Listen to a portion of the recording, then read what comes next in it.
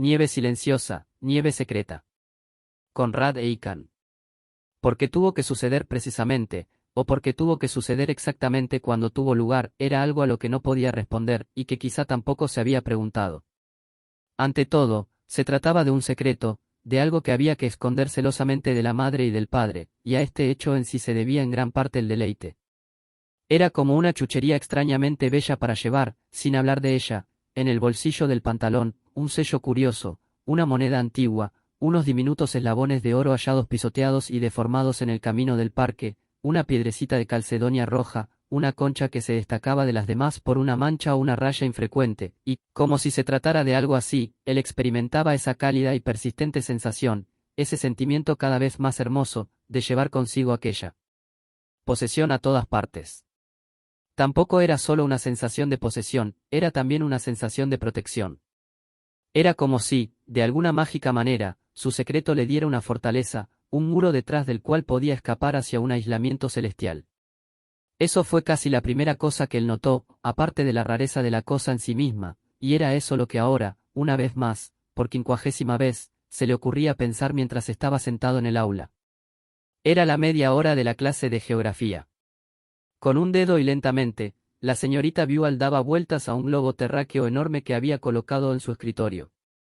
Los continentes verdes y amarillos pasaban y volvían a pasar, se formulaban preguntas y los alumnos respondían, y ahora la niña sentada delante de él, Deirdre, la que tenía una extraña y pequeña constelación de pecas en la nuca, exactamente como la Osa Mayor, se ponía en pie y le respondía a la señorita Buell que el ecuador era la línea que recorre la Tierra por la mitad. La cara de la señorita Buell, vieja, pero afable, con unos rizos canosos y rígidos a ambos lados de las mejillas, y unos ojos que nadaban brillantemente, como dos pececillos, detrás de los gruesos lentes, se arrugó más aún en una sucesión de moines aguantando la risa. Ah. Ya veo. La Tierra lleva puesto un cinturón, o una faja. O quizá alguien dibujó una línea alrededor de ella. Oh, no, eso no, quiero decir que él no participó en la risotada general, o solo un poquito. Pensaba en las regiones árticas y antárticas que, por supuesto, en el globo, eran blancas. La señorita Buell les hablaba ahora de los trópicos, las junglas, el calor vaporoso de los pantanos ecuatoriales, donde los pájaros y las mariposas, y hasta las serpientes, eran como joyas vivientes. Mientras escuchaba estas cosas, ya con la sensación agradable de estar haciendo un esfuerzo a medias, interpuso su secreto entre él y las palabras. De veras era un esfuerzo. Porque un esfuerzo sugería algo voluntario, y quizá incluso algo que uno hacía sin querer especialmente, mientras que esto era evidentemente placentero, y llegaba casi por sí solo. Lo único que tenía que hacer era pensar en aquella mañana, la primera, y luego en todas las demás. Pero todo era tan absurdamente sencillo. Equivalía a tan poco. No era nada, solo una idea, y precisamente, ¿por qué tenía que haberse convertido en algo tan maravilloso, tan permanente? Eso era un misterio muy agradable, es cierto, pero también divertidamente tonto. Y no obstante, sin dejar de escuchar a la señorita Buell, quien ya estaba por la zona templada del norte, deliberadamente evocó el recuerdo de aquella primera mañana. Sucedió al poco de despertarse, o quizá en el mismo momento del despertar. Pero, precisando, había de verdad un momento exacto. ¿Se despierta uno de golpe? ¿O es algo gradual? De todas maneras, fue una mañana de diciembre, después de extender una mano perezosa hacia la cabecera de la cama, después de bostezar y de haberse vuelto a arrebujar entre sus mantas calientes, de lo más agradecido de que aquello hubiera sucedido. De repente, sin venir a cuento, pensó en el cartero, se acordó del cartero. Quizá no había nada raro en eso. A fin de cuentas, escuchaba al cartero todas y cada una de las mañanas de su vida, podía oír sus pesadas botas pisando fuerte, dando la vuelta en la esquina, en la cima de la pequeña calle en forma de colina adoquinada, y luego, progresivamente más cercanos, progresivamente más resonantes, los dos aldabonazos que daba en cada puerta, cruzando y volviendo a cruzar la calle, hasta que por fin los torpes pasos llegaban trastabillando hasta su propia puerta, y, con ellos, el tremendo aldabonazo que estremecía la casa. La señorita Buell decía, extensos trigales en Norteamérica y en Siberia. Deirdre, de momento, se había llevado la mano izquierda a la nuca. Pero aquella mañana en particular, la primera mañana, mientras se quedaba allí tumbado, con los ojos cerrados, por alguna razón había esperado al cartero. Había querido oírle dar la vuelta a la esquina. Y precisamente eso era lo curioso, nunca lo hizo. Nunca dio la vuelta a la esquina. Porque cuando por fin se oyó los pasos, estaba seguro de que ya procedían de un poco más abajo de la cima de la colina, a la altura de la primera casa, y aún así, curiosamente los pasos sonaban distintos, más suaves, con un nuevo secreto, apagados y confusos, y a pesar de que el ritmo era el mismo, ahora decían cosas nuevas, decían paz, decían lejanía, decían frío, decían sueño. Y él comprendió la situación enseguida, nada le hubiera podido parecer más simple, había nevado durante la noche, tal como le había deseado todo el invierno, y eso era lo que había hecho inaudibles los primeros pasos del cartero, y lo que amortiguaba los que venían después. Por supuesto. ¡Qué bonito! E incluso ahora debía de estar nevando, iba a ser un día nevado, las largas y desiguales ráfagas blancas ventiscaban esparciéndose a lo largo de la calle, pasando por las fachadas de las viejas casas, susurrando e imponiendo silencio, formando pequeños triángulos de blancura en las esquinas, entre los adoquines, revoloteando un rato, cuando el viento la soplaba a ras de suelo hasta un rincón donde se amontonaba la nieve, y así estaría acumulándose durante todo el día, cada vez más profunda y silenciosa. La señorita Buell dijo, la tierra de las nieves perpetuas, punto. Durante todo este tiempo, por supuesto, mientras permanecía en la cama, había mantenido los ojos cerrados, escuchando la progresión cada vez más cercana del cartero, los pasos apagados golpeando y resbalando en los adoquines alfombrados de nieve, y todos los demás sonidos, los aldabonazos dobles, una o dos voces heladas y lejanas, un timbre sonando débil y bajo, como si estuviera debajo de una lámina de hielo, tenían esa misma propiedad ligeramente abstraída, como si estuvieran separados de la realidad por un grado, como si todo en el mundo hubiera quedado aislado por la nieve. Pero cuando por fin, agradecido, abrió los ojos, y los dirigió hacia la ventana, para ver ese milagro tan largamente anhelado y ahora tan claramente imaginado, lo que vio fue la luz del sol fulgurando sobre un tejado, y cuando, asombrado, saltó de la cama y miró hacia abajo, a la calle, esperando ver los adoquines sepultados por la nieve, no vio sino los propios adoquines brillantes y desnudos. Fue extraño el efecto que esta sorpresa extraordinaria produjo en él, durante toda la mañana tuvo la sensación de que la nieve caía a su alrededor, una nueva y secreta mampara de nieve entre él y el mundo. Si no había soñado aquello, entonces, ¿cómo podía haberlo soñado mientras estaba despierto? ¿De qué otra forma podría explicarlo? De todos modos, la alucinación había sido tan vívida como para afectar toda su conducta. Ahora no podía recordar si fue la primera o la segunda mañana. ¿O acaso la tercera, cuando su madre le llamó la atención por ciertos detalles de su comportamiento? Pero, cariño, le había dicho en la mesa mientras desayunaban, ¿qué te pasa? No parece que estés escuchando. Y con cuánta frecuencia eso mismo había sucedido a partir de entonces. La señorita Buell preguntaba ahora si alguien sabía la diferencia entre el polo norte y el polo magnético. Deirdre levantó una temblorosa mano morena, y él pudo ver los 4 hoyitos que marcaban los nudillos. Quizá no había sido ni la segunda ni la tercera mañana, ni siquiera la cuarta o la quinta. ¿Cómo podía estar seguro? ¿Cómo podía estar seguro de cuándo exactamente la deliciosa progresión había devenido tan clara? Justo cuando todo realmente había empezado. Los intervalos no eran muy precisos. Solo sabía que en algún momento, quizá el segundo día, quizá el sexto, había notado que la presencia de la nieve era un poco más insistente, su sonido más nítido, y que, a la inversa, el sonido de los pasos del cartero se volvía más indistinto. No solo no podía escuchar los pasos dando la vuelta a la esquina, ni siquiera podía oírlos en la primera casa.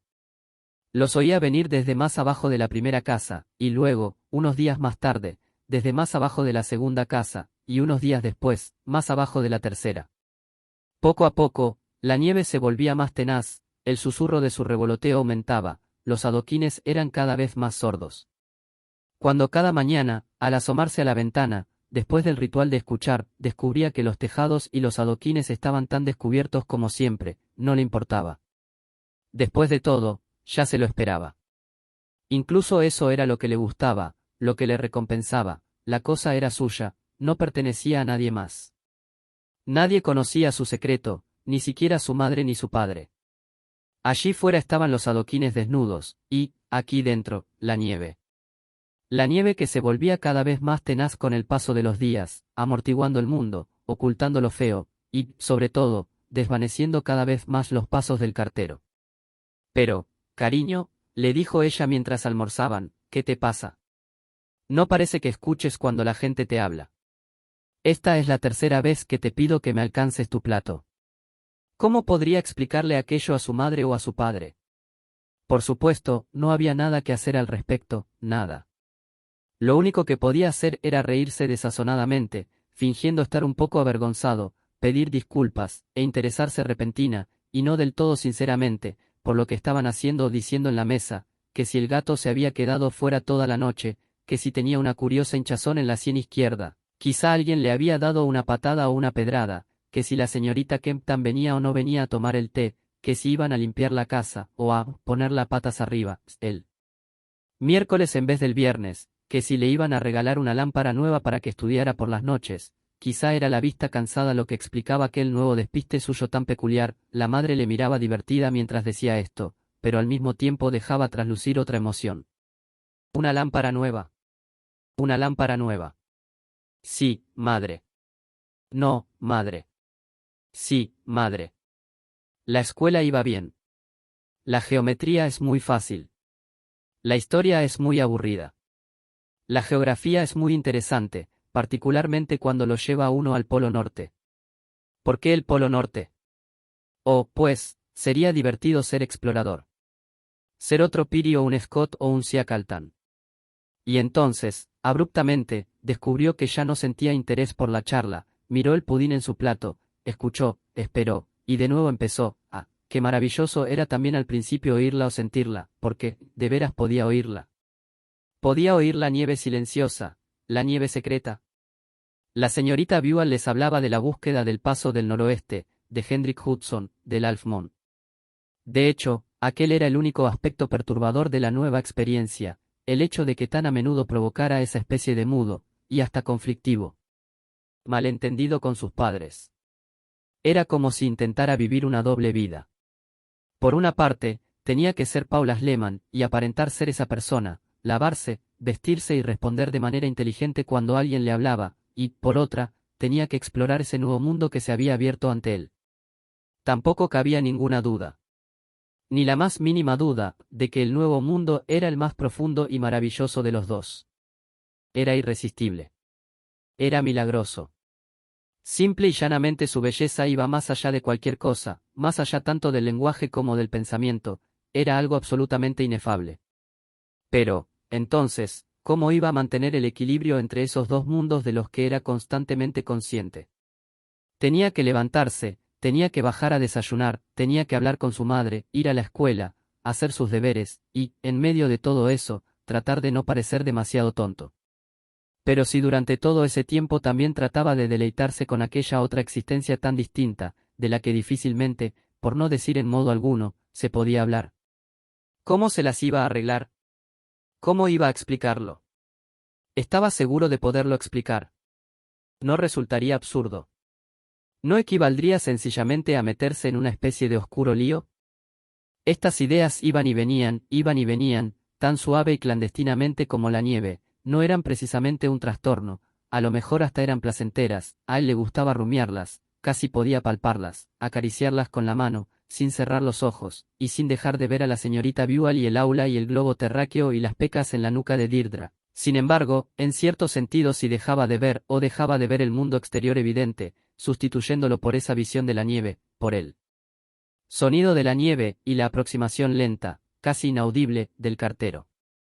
Ayer los pasos del cartero se dejaron oír solo a la altura de la sexta casa, la capa de nieve era ahora mucho más profunda, los copos caían más rápidamente y con más fuerza, el rumor de su revoloteo era más claro, más tranquilizador, más persistente.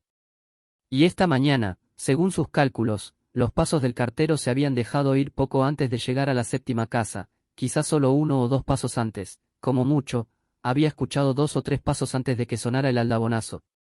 Y a medida que se reducía la esfera, mientras más se acercaba al límite donde por primera vez el cartero se tornaba audible, resultaba extraño cuanto más bruscamente se incrementaba la cantidad de ilusión que tenía que poner en los asuntos ordinarios de la vida cotidiana. Cada día era más difícil salir de la cama, asomarse a la ventana, mirar a la calle, como siempre, perfectamente vacía y sin nieve. Cada día era más arduo cumplir con la elemental rutina de saludar a la madre o al padre en el desayuno, responder a sus preguntas, recoger sus libros e ir al colegio.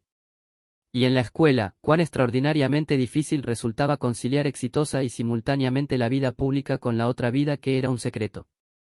A ratos deseaba hablarles a todos del asunto, realmente suspiraba por hacerlo, por soltarlo en una explosión, pero inmediatamente experimentaba una sensación lejana, como de una vaga absurdidad inherente a todo aquello, pero era absurdo, y, más importante aún, experimentaba un misterioso sentimiento de poder en su afán de clandestinidad.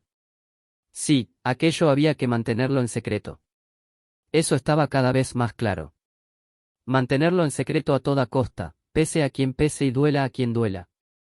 La señorita Buell le miró directamente, y dijo sonriendo, ¿qué tal si le preguntamos a Paul? Estoy segura de que Paul saldrá de su ensueño el tiempo necesario para darnos la respuesta. No es verdad, Paul. Él se levantó de la silla, apoyando una mano en el pupitre tersamente barnizado, y deliberadamente traspasó la nieve con su mirada para ver la pizarra. Era un esfuerzo, pero casi le divirtió hacerlo. Sí, dijo lentamente, era lo que ahora llamamos el río Hudson. Él creyó que era el paso del noroeste. Estaba decepcionado. Se sentó de nuevo, y mientras lo hacía, Deirdre se volvió en su silla y le regaló una sonrisa tímida, de aprobación y de admiración.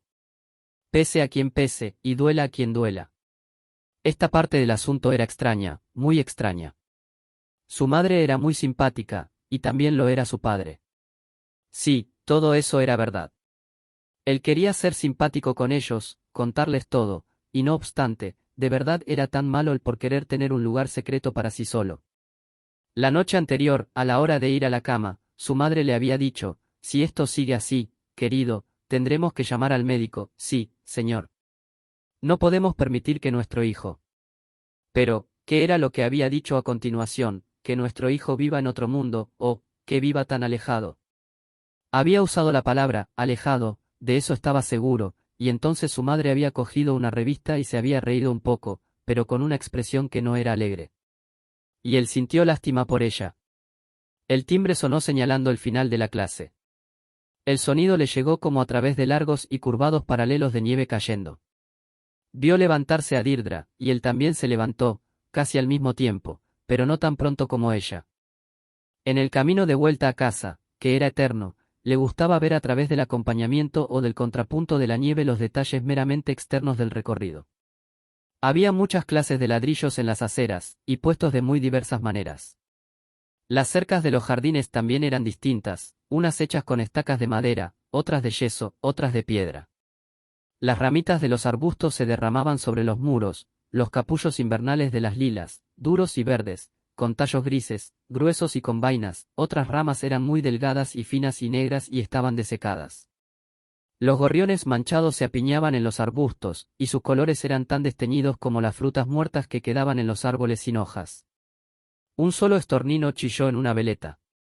En el arroyo de la calle, al lado de una alcantarilla, había un trozo de periódico rasgado y mugriento, atrapado en un pequeño delta de suciedad. La palabra eczema apareció en mayúsculas y, debajo de ella, una carta de la señora Amelia de Cravas, 2100 Pine Street, Fort Worth, Texas, especificando que después de sufrir durante años, se había curado con el ungüento Keili.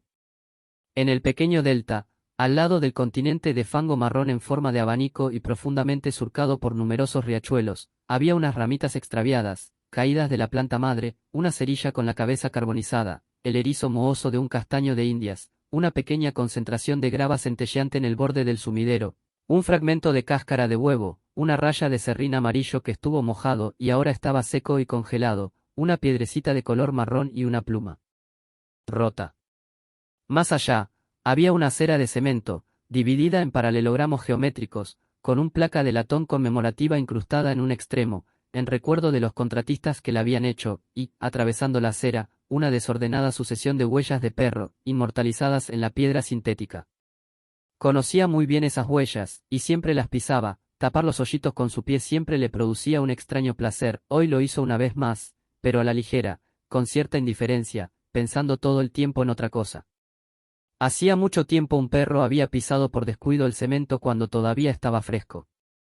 Probablemente había sacudido la cola, pero esto no había quedado grabado. Ahora, Paula Schleman, a sus 12 años, de camino a casa desde el colegio, atravesaba el mismo río, que entretanto se había congelado y petrificado. Hacia casa a través de la nieve que caía en el sol brillante. Hacia casa. Luego venía la portada con jambas coronadas por sendas piedras en forma de huevo ingeniosamente equilibradas en sus puntas, como si fuera obra de Colón, y argamazadas en el mismo acto de equilibrio, una fuente permanente de asombro. Un poco más allá, en la pared de ladrillos, aparecía rotulada la letra H, supuestamente por algún motivo. H. H. La boca de incendios verde, con una pequeña cadena pintada de verde, sujetada al tapón metálico de rosca. El olmo cuya corteza mostraba la gran herida gris en forma de riñón en la que siempre ponía la mano, para sentir la madera fría, pero viva. Estaba convencido de que la herida se debía a los mordiscos de un caballo atado al tronco del árbol. Pero ahora solo merecía una caricia, una mirada meramente tolerante. Había cosas más importantes. Milagros. Cosas que estaban más allá de las reflexiones acerca de los árboles, de los simples olmos. Más allá de las meditaciones sobre las aceras, las simples piedras, los simples ladrillos, el simple cemento. Incluso más allá de los pensamientos de sus propios zapatos, que pisaban estas aceras de manera obediente, llevando una carga, muy por encima de ellos, de intrincado misterio. Los miró. No estaban muy bien lustrados, los tenía abandonados, por un buen motivo, formaban parte del creciente cúmulo de dificultades que entrañaba el regreso diario a la vida cotidiana, la lucha de cada mañana. Levantarse, tras haber abierto por fin los ojos, asomarse a la ventana y descubrir que no hay nieve, lavarse, vestirse, bajar la escalera siguiendo sus curvas para desayunar. Sin embargo, pese a quien pese y duela a quien duela, tenía que perseverar en la ruptura, ya que así lo exigía la inefabilidad de la experiencia. Por supuesto, era conveniente ser amable con la madre y con el padre, especialmente teniendo en cuenta que parecían tan preocupados, pero también era preciso ser resuelto. Si decidían, como parecía probable, llamar al médico, el doctor Howells, y pedirle que examinara a Paul, que auscultara su corazón usando una especie de dictáfono, sus pulmones, su estómago, pues eso estaba bien. Se sometería al chequeo. También contestaría a sus preguntas, ¿acaso con respuestas que ellos no esperarían? No. Eso nunca estaría bien. Porque el mundo secreto había que preservarlo, a toda costa. La casita de los pájaros en el manzano estaba vacía, no era la época de reyesuelos. La negra abertura redondeada que hacía las veces de puerta había perdido su encanto. Los reyesuelos disfrutaban de otras casas, de otros nidos, de otros árboles más remotos. Pero esta era también una noción que consideraba solo vaga y superficialmente, como si, de momento, se conformara con rozarla. Había algo más allá, algo que ya asumía una importancia más trascendental, que ya le tentaba con guiños seductores, encandilando también los recovecos de su mente. Era curioso que a pesar de desear y esperar tanto aquello, se regodeara en aquel devaneo pasajero con la pajarera en forma de casa, como si pospusiera y enriqueciera deliberadamente el placer que se avecinaba.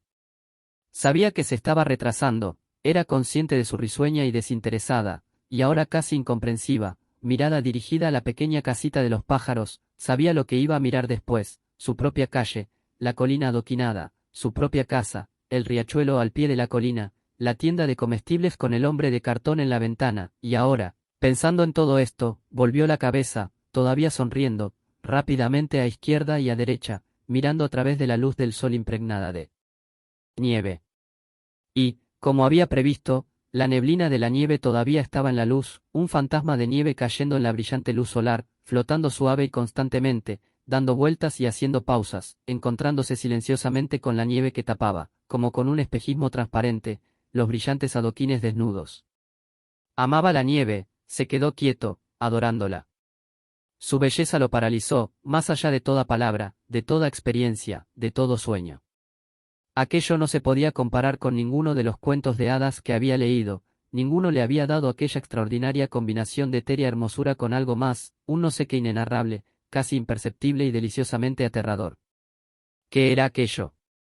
Mientras pensaba en ello, miró hacia arriba, a la ventana de su habitación, que estaba abierta, y fue como si hubiera mirado directamente dentro de la habitación y se viera a sí mismo tumbado en la cama, medio despierto. Allí estaba. En aquel preciso instante aún estaba allí, acaso de verdad, más verdaderamente allí que de pie aquí, en la acera de la calle Colina adoquinada, haciendo pantalla con una mano para protegerse los ojos del resplandor de la nieve solar. ¿De verdad había salido alguna vez de su habitación en todo aquel tiempo, desde aquella primera mañana? ¿No sería que todavía toda la progresión estaba verificándose allí? ¿No sería que todavía estaba en aquella primera mañana y aún no se había despertado del todo? Incluso era posible que el cartero aún no hubiera llegado para dar la vuelta a la esquina. Esta idea le divirtió, y cuando se le ocurrió, automáticamente levantó la cabeza para mirar la cima de la colina. Por supuesto, allí no había nada, nada ni nadie. La calle estaba vacía y silenciosa. Y ya que estaba desierta, se le antojó contar las casas, una cosa que, por extraño que parezca, nunca antes se le había ocurrido hacer. Por supuesto, sabía que no había muchas casas, o sea, no había muchas en la acera donde estaba su casa, que eran las que figuraban en la marcha del cartero, y, no obstante, le produjo una especie de sorpresa descubrir que había exactamente 6 más arriba de su casa era la séptima. 6. Asombrado, contempló su propia casa, miró la puerta con el número 13, y entonces se dio cuenta de que todo aquello ya debería saberlo exacta, lógica y absurdamente. De todos modos, advertirlo le produjo abruptamente, incluso un poco sobrecogedoramente, una sensación de premura. Se sintió urgido, lo apremiaban. Porque, frunció el ceño, no podía estar equivocado, era justo encima de la séptima casa, su propia casa, donde el cartero se había tornado audible por primera vez esta mañana. Pero, de ser así, en ese caso, quería decir que mañana no escucharía nada. El golpe de aldaba que había oído debió de ser el golpe llamando a su propia puerta. Significaba eso, y esta idea lo dejó realmente sorprendido. Que nunca volvería a escuchar al cartero. Que mañana por la mañana el cartero ya habría pasado por la casa, andando por una capa de nieve para entonces tan profunda que sus pasos resultaran totalmente inaudibles. Se acercaría por la calle nevada tan silenciosamente, tan clandestinamente, que él, Paul Sleman, allí tumbado en la cama, no se despertaría a tiempo, o que, al despertarse, no habría escuchado nada. Pero aquello era imposible, a menos que la aldaba estuviera cubierta de nieve. Congelada, quizá. Pero, en ese caso, fue presa de un vago sentimiento de frustración, de una vaga tristeza, como si sintiera que le privaban de algo que había anhelado durante mucho tiempo, algo muy valioso. Después de todo aquello, de toda esa hermosa progresión, del lento y delicioso avance del cartero por la nieve silenciosa y secreta, los aldabonazos sonando cada día y cada vez más cercanos, y los pasos acercándose más y más, el perímetro acústico del mundo reduciéndose día tras día, a medida que la nieve se adueñaba de todo sosegada y maravillosamente, acumulándose en capas cada vez más profundas, después de todo eso iba a verse frustrado en la única cosa que tanto deseaba, poder contar, como fuera, los últimos 2 o 3 pasos solemnes, cuando por fin se aproximaban a su propia puerta. Al final todo iba a suceder tan súbitamente. ¿O en realidad ya había sucedido? Habría tenido lugar sin ninguna lenta y sutil gradación de amenaza con la que pudiera deleitarse. De nuevo miró hacia arriba, hacia su ventana que destellaba al sol, y esta vez lo hizo casi con la convicción de que sería mejor si estuviera en la cama, en aquella habitación, porque en tal caso significaría que aún debía de ser la primera mañana, y, por tanto, quedarían 6 mañanas más por venir, o bien podrían ser 7, 8 o 9, como iba a saberlo. O incluso más. Después de cenar, comenzó la Inquisición.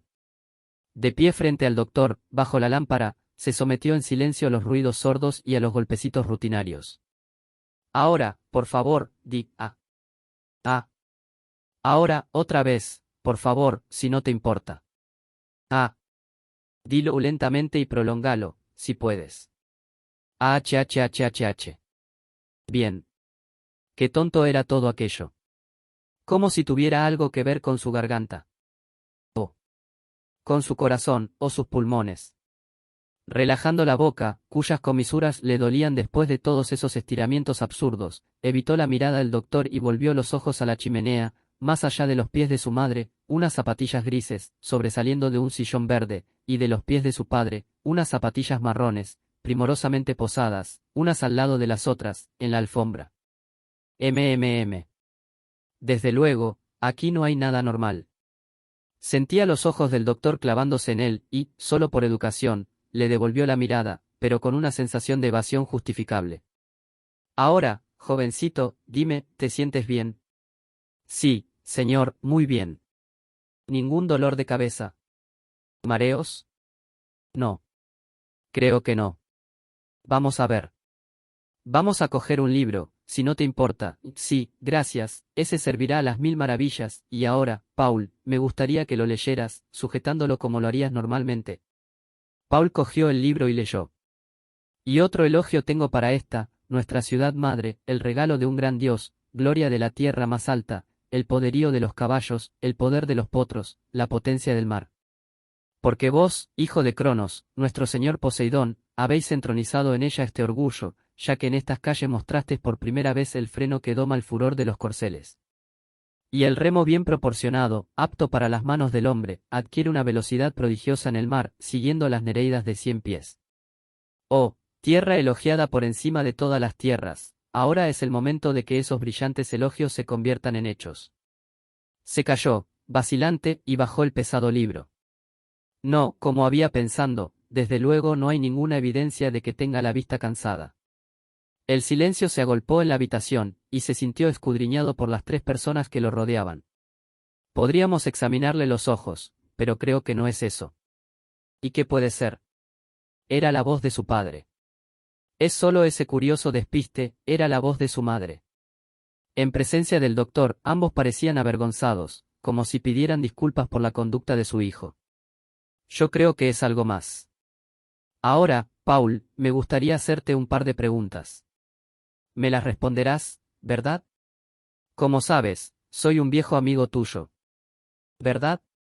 Eso es. El médico le dio 2 palmadas en la espalda con su mano adiposa y luego le regaló una sonrisa fingidamente amable mientras con la uña rascaba el botón superior de su chaleco. Más allá del hombro del médico estaba el fuego, los dedos de las llamas haciendo prestidigitaciones de luz contra el fondo de la chimenea, la suave crepitación de su aleteo al azar era el único sonido. Me gustaría saber una cosa, ¿hay algo que te preocupa? De nuevo el doctor sonreía, sus párpados caían sobre las pequeñas pupilas negras, en cada una de las cuales había un diminuto punto blanco de luz. ¿Por qué tenía que responderle? En modo alguno tenía que responderle. Pese a quien pese, y duela a quien duela, pero todo aquello era una lata, esa necesidad de resistencia, esa necesidad de concentración, era como si lo hubieran puesto en un escenario brillantemente iluminado, bajo el gran incendio circular de un reflector, como si no fuera más que una foca amaestrada, o un perro de circo, o un pez sacado de la pecera y sujetado por la cola. Se lo tendrían merecido si él se hubiera limitado a ladrar o a gruñir. Y mientras tanto tenía que perder estas últimas horas tan preciosas, aquellos minutos, cada uno de los cuales era más bello que el anterior, más amenazador. Se quedó mirando, como desde una gran distancia, los puntitos de luz en los ojos del doctor, su petrificada y falsa sonrisa, y más allá, de nuevo, las zapatillas de su madre y las de su padre, y la suave danza del fuego. Incluso allí, pese a encontrarse entre aquellas presencias hostiles, y en medio de esa luz ordenada, podía ver la nieve, podía escucharla, estaba en los rincones de la sala, donde más profundas eran las sombras, debajo del sofá, detrás de la puerta entreabierta que conducía al comedor. Allí era más ameno y más suave su aletear en el aire, su susurro más silencioso, como si, por respeto al salón, hubiera decidido comportarse, educadamente, se mantenía fuera de la vista, se eclipsaba, pero diciéndole a las claras, pero espera. Espera a que estemos solos. Entonces empezaré a contarte algo nuevo. Algo blanco. Algo frío. Algo dormido. Algo que tiene que ver con el cesar, con la paz, y con la larga curva luminosa del espacio. Diles que se vayan. Destiérralos. Niégate a hablar. Déjalos, vete arriba, a tu habitación, apaga la luz y métete en la cama, yo te acompañaré, yo te estaré esperando, yo te contaré un cuento mucho mejor que el de la pequeña Kai de los patines, o el fantasma de la nieve, y yo rodearé tu cama, cerraré las ventanas, amontonaré un ventisquero contra la puerta, para que nadie jamás vuelva a entrar. Háblales. Parecía como si la voz sibilante llegara desde una lenta espiral blanca de copos que caían en un rincón, cerca de la ventana de enfrente, pero no estaba seguro. Entonces notó que sonreía, y le dijo al médico, pero sin mirarlo, sin dejar de mirar más allá de él. Oh, no, creo que no. Pero, ¿estás seguro, hijo mío? La voz de su padre sonó suave y fríamente, el conocido tono de sedosa amonestación. No has de responder enseguida, Paul, recuerda que intentamos ayudarte, piénsatelo, pues debes estar bien seguro, ¿vale? Otra vez notó que sonreía ante la idea de estar muy seguro. Qué chistoso. Como si no estuviera seguro de que estar seguro ya no era necesario, y de que todo aquel interrogatorio era una ridícula farsa, una parodia grotesca. ¿Qué podrían saber ellos de aquello? ¿Qué podían entender esas inteligencias vulgares, esas mentes mediocres tan atadas a lo convencional, a lo ordinario? Era imposible contarles nada de aquello. ¿Para qué? ¿Acaso ahora mismo, con la evidencia tan abundante, tan formidable, tan inminente, tan horrorosamente presente allí, en aquella misma habitación, podrían creérselo? ¿Podría incluso su madre creérselo? No, saltaba a la vista que si decía cualquier cosa acerca de aquello, si hacía la más mínima alusión, ellos se mostrarían incrédulos, se reirían, dirían, eso es absurdo. Pensarían de él cosas que no eran verdad. Pues no, no estoy preocupado, ¿por qué debería estarlo? Entonces miró directamente a los párpados caídos del médico, miró primero un ojo y luego el otro, desplazándose desde un puntito de luz hasta el otro, y se echó a reír. El doctor parecía desconcertado.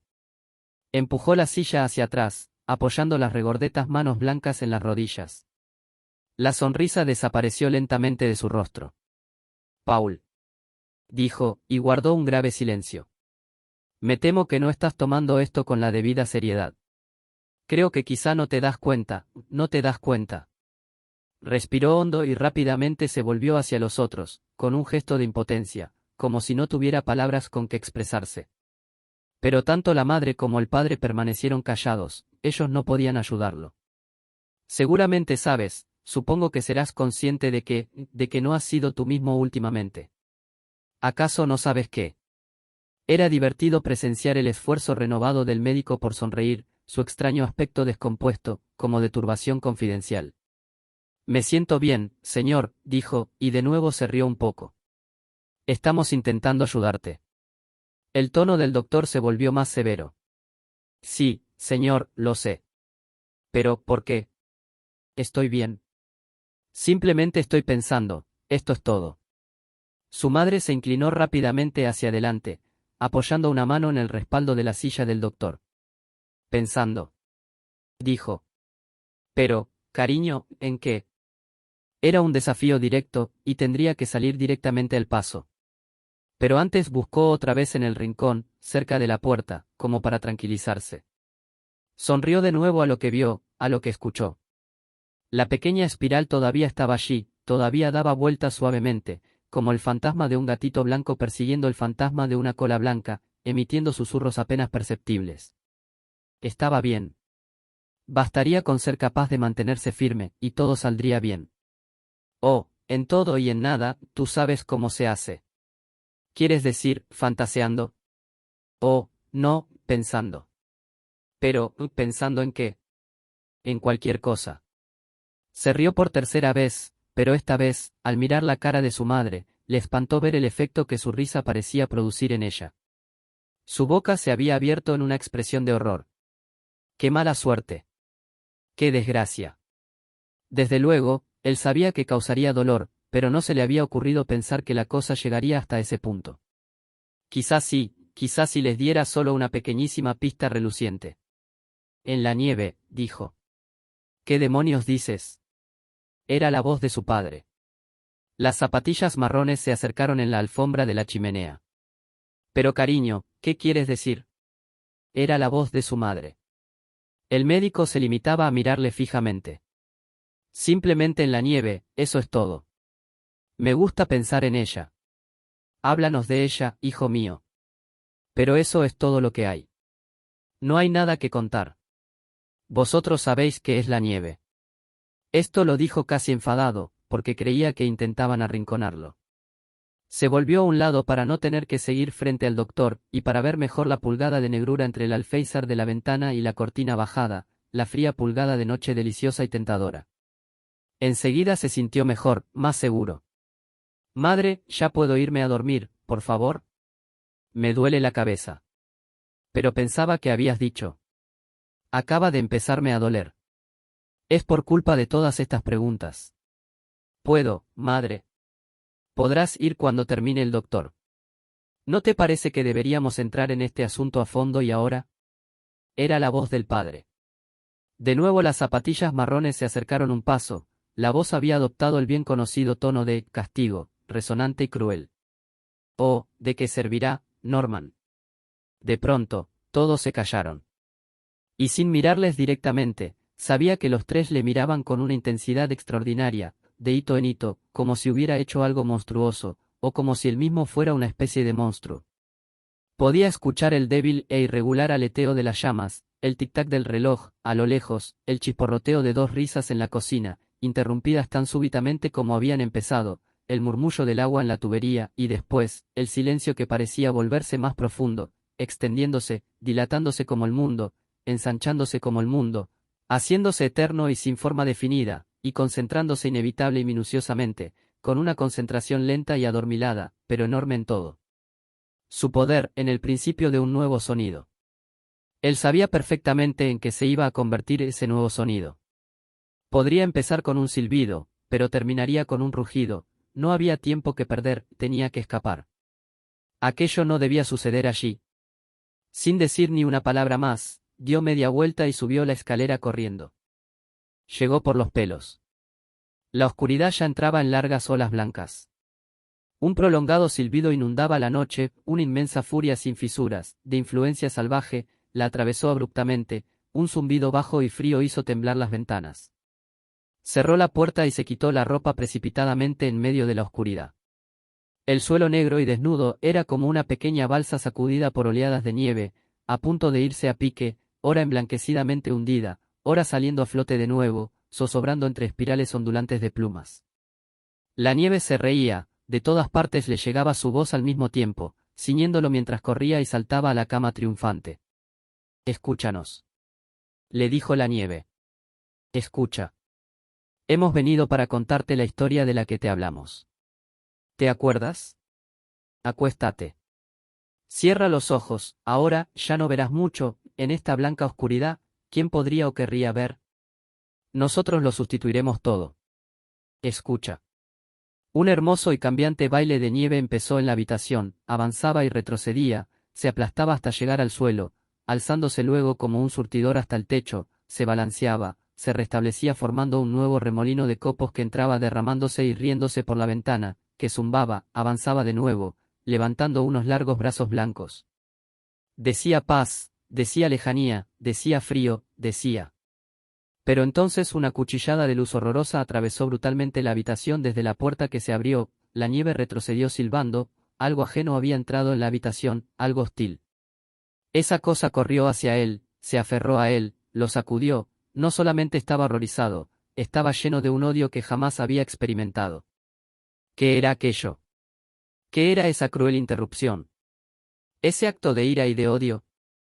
Era como si tuviera que extenderse la mano hacia otro mundo para poder comprenderlo, un esfuerzo del que a duras penas era capaz. Pero de aquel otro mundo todavía recordaba lo bastante para conocer los conjuros del exorcismo. Esas palabras se desgarraron de su otra vida repentinamente. Madre. Madre. Lárgate. Te odio. Y con ese esfuerzo, todo se resolvió, todo volvió a estar bien, el silbido sin fisuras avanzó de nuevo. Las largas y oscilantes ráfagas blancas se alzaron y cayeron como enormes olas musitantes, el susurro devino más fuerte, las risas se multiplicaron. Escucha. Oyó que le decían. Te vamos a contar la última historia, la más bella y secreta, cierra los ojos, es un cuento muy breve, un cuento que cada vez se hace más corto, que avanza hacia adentro en vez de abrirse como una flor, es una flor que se convierte en una semilla, una pequeña semilla fría, ¿escuchas? Nos acercaremos más a ti. El susurro era ahora un rugido, el mundo entero era un vasto telón móvil de nieve, pero incluso ahora decía paz, decía lejanía, decía frío, decía dormir. Fin.